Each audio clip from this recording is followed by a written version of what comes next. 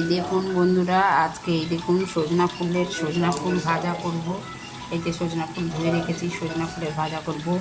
এই যে এখানে ডাল করছি, আজকে এখানে ডাল করছি, পেঁপে দিয়ে ডাল করেছি, এটা পেঁপে দিয়ে ডাল হচ্ছে। এখানে পেঁপে দিয়ে ডাল করেছি।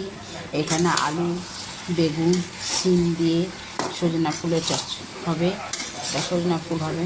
আলু, বেগুন, শিম দিয়ে কালো জিরে কাঁচা লঙ্কা দিয়ে একটু হলুদ নুন দিয়েছি। আর হচ্ছে সজনা ফুলটা দেবো, সজনা ফুলটা ভাজা করব। সজনা ফুলের ভাজা হবে এটা। এগুলো ভেজে নিচ্ছি, ভেজে নিয়ে এটা সজনা ফুলটা ভাজবো। এখানে মাছ ধুচ্ছি, মাছের ঝাল হবে।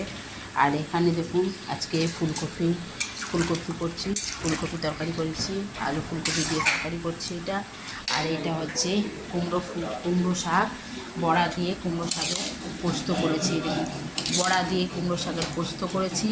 এই যে বড়া দিয়ে কুমড়ো শাকের পোস্তটা, মটর ডালের বড়া দিয়ে কুমড়ো শাকের পোস্ত করেছি। এটা হচ্ছে কুমড়ো শাকের পোস্ত। এখানে কিছু বড়া ভেজে রেখেছি, সে বড়া করেছি, করবো। বড়া ভাজা আছে কিছু। এখানে এই সমস্ত মানে কচু বাটা করেছি, একটু কচু বাটা করে রেখেছি, একটু কচু বাটা করে রেখেছি একটু। এই সমস্ত রান্না হয়েছে, আরও হবে এখন।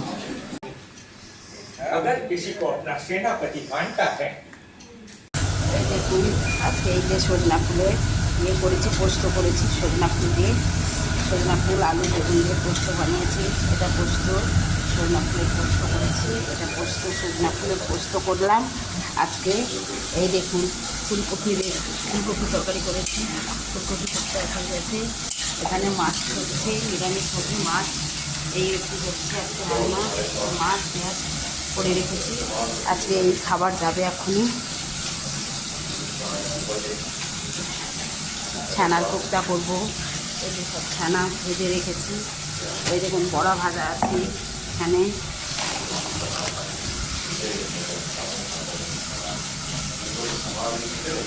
সমস্ত রান্না হচ্ছে এখানে করে রাখছি।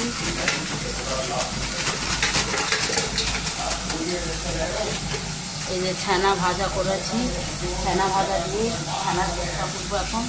এই যে দেখুন বন্ধুরা, সব ছানা ভাজা আছে, ভেজে রেখেছি। এই যে ছানা ভাজা দিয়ে কোপ্তা বানাবো। এখানে ফুলকপি তরকারি করেছি, ছানা ভাজা করবো। এই যে এখন খাবারটা যাবে, আমার একটু তাড়াতাড়ি করে খাবার যাবে। হয়ে গেছে সমস্ত রান্না মোটামুটি, সব কিছু দেখালাম।